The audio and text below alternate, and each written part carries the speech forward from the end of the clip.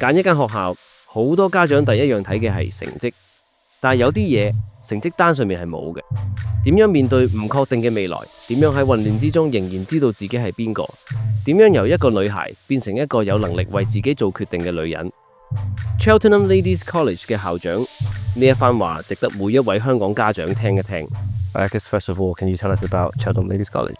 Yeah, Simon, thank you.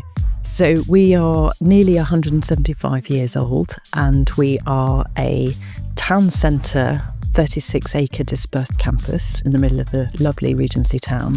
Many boarding schools are on beautiful campuses, but they are often on the perimeter of a more built-up area or on the edge.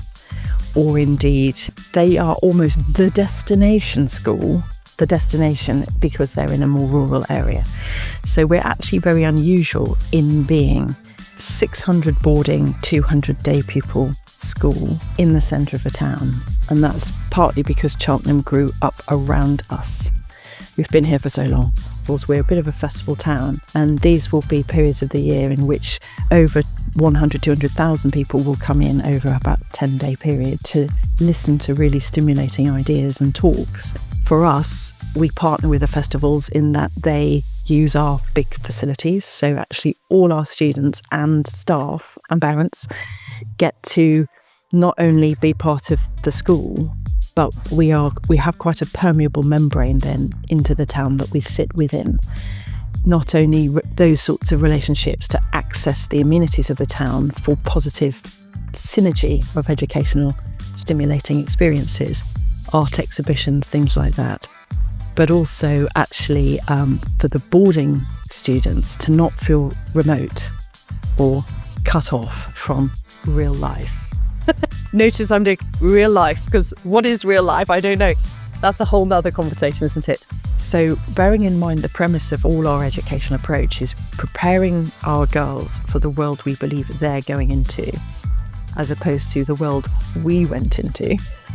Temptation is to shape everything to your rearview mirror, But actually, if that's the changing nature of employment, and these are the sorts of change that in their lifetime, it's another wave of change will come with AI, another wave of change behind that for all sorts of different reasons. Actually, educating a generation with high metacognition ability, so the ability to learn how to learn, is the greatest yield for them, because rather than teaching for this reality that we can't see very far ahead with any certainty, if you focus on giving people the capacity to adapt, not just the resilience intellectually, but actually the emotional and psychological resilience to let go as well as to embrace.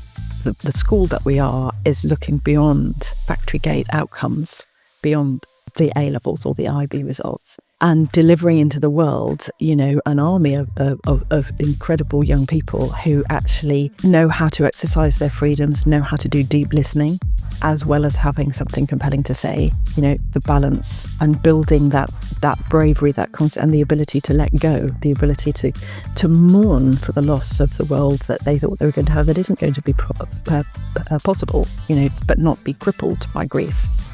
To allow for the whole range of human emotions to enrich us. That's you can't measure that in league tables. Our 800 girls at the moment come from 600 different schools, which means that their journey towards our admissions tests and their journey past those into our classrooms and our boarding houses or day houses has come, sort of 600 little pairs of feet. And that means that there is no one uniform set of expectations that teachers have when they meet everybody. It means that we, from an admissions point of view, we want to meet each girl where she is, wherever she is at that time. We don't have a cookie cutter mould or shaper to say, I wonder how well you're going to fit into this little mould. We're saying to ourselves, first of all, welcome. The fact that you're interested in this school at all means your parents have already thought about what we're saying about ourselves and thought that's interesting to our family.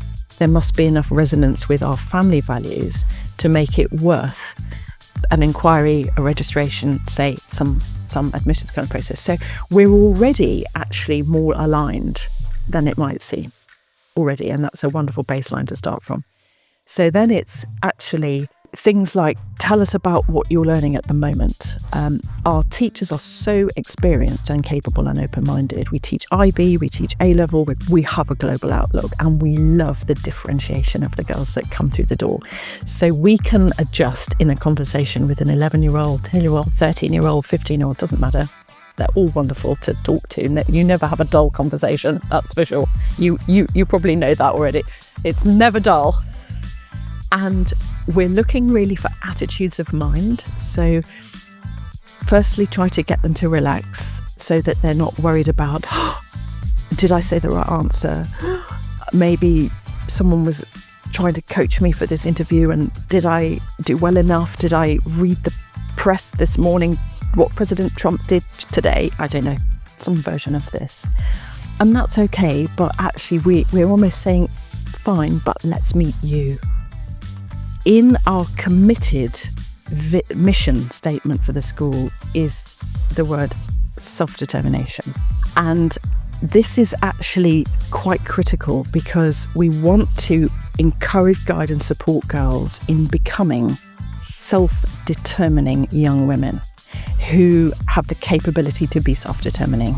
That means I can make my own decisions. I feel confident to choose. The irony being, the smarter you are, the better education you have, the more supportive your family is, the more self-belief you have that you can do anything you turn your mind to, the more permutations of options there are. It's overwhelming. So we're educating the best informed generation that has ever lived from greatly supportive and inspiring families. That can be an overwhelming amount of choice. Almost like, how do I decide? I'm gone paralysed. I don't know how to decide. So self-determination gives us permission to start helping that girl to navigate the landscape of choice. Leadership for its own sake is a bit of a suspect god to follow. Why do you want to lead? Is it about power? Is it about control? Is it about status and rank? Or does it emerge from a place of belief in the cause, or belief in the need for leadership of a situation which is chaotic and causing suffering? Because you can emerge, your leadership can emerge into that space for more altruistic reasons. And I believe that not every girl who comes here, who we want here, will be a natural leader. They don't have to be a leader to be proud of them. I think the world needs followers. We need girls who are capable of leadership. If they choose to, content to follow if that's their preference, or life puts them in a situation where that's the only thing they've got to do at the moment. Do it well. Do it with grace. 一間學校嘅氣質係講唔到出嚟嘅，要感受 CLC， 你要親眼見到佢嘅校園，親耳聽到佢嘅聲音。學校參觀影片即將上架，記得 follow 我哋，第一時間睇到。招生官送嗰啲就係啤啤俾我，我會擺喺 Emma 同 Elise 床邊，